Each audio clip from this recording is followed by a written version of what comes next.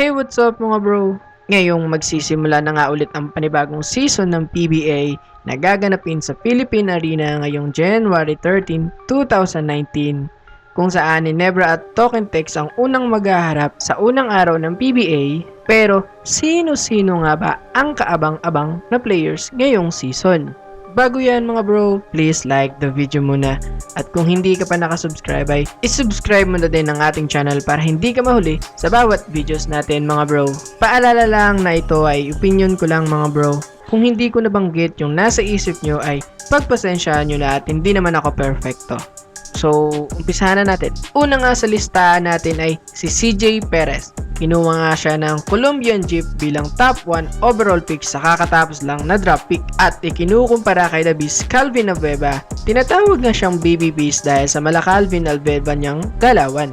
May hassle, go hard kung mag-drive, at maasahan din kung kailangan mo ng mga puntos. Dahil dyan ay sobrang taas ng expectation ng mga fans dito kay CJ Perez.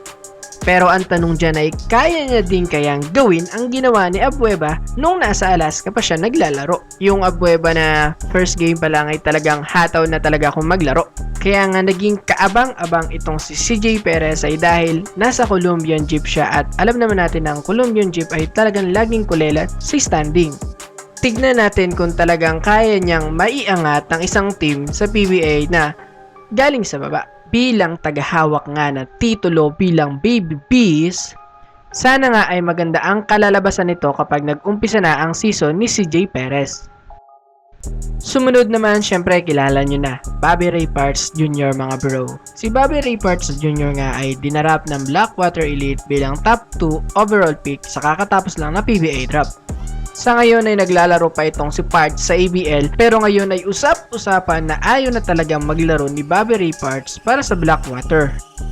Si Bobby Ray Parts nga ay parang si Kiefer Ravena noong draft pick, late na magpa-draft pero nandun na talaga yung experience nila sa paglalaro. Hindi na natin maitatanggi na talagang gusto maglaro ni Bobby Ray Parts sa Ginebra. Subalit ay wala talagang chance na mapunta siya sa Ginebra kaya kinuha siya ng Blackwater. Si Parts nga mga bro ay talagang hinug na. Kaya kung kahit saang team man siya mapunta ay talagang kayang-kaya niyang buhatin. Kaya ngayong darating na PBA Season 44 ay talagang kaabang-abang itong si Bobby Ray Parts at kung anong magiging karera niya sa PBA. Malay naman natin kung balang araw ay mapunta siya sa Ginebra, di ba mga bro? Panghuli sa tingin kong kaabang-abang ngayong season ay itong si Terence Romeo. Dahil nga sa hindi magandang dalawang conference niya sa Token Tex, masusubukan lalo itong si Romeo sa SMB.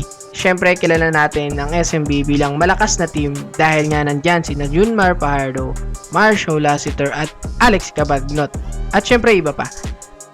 Masusubukan nga lalo si Romeo dahil si Romeo nga ay isang offensive player na ngayon ay nagbabago na dahil mas namamasya na siya ngayon. At kaabang-abang talaga itong si Romeo at ang SMB kasi may Terence Romeo ka na, may Junmar Fajardo ka pa.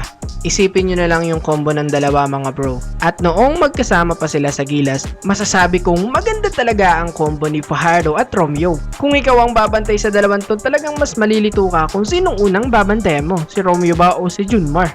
Kaya mas lalong nakakatakot ang San Miguel dahil nga sa paglipat ni Terence Romeo sa SMB mga bro. At ngayong nasa San Miguel na itong si Romeo ay makakatikim na kaya ng unang champion itong si bro? Kaya dapat abangan natin itong si Romeo at San Miguel ngayong season ng PBA. So ayun lang mga bro para sa video natin for today. Kung sa tingin nyo may hindi ako nabanggit ay comment nyo lang sa baba at re-respetuhin ko yung mga komento nyo.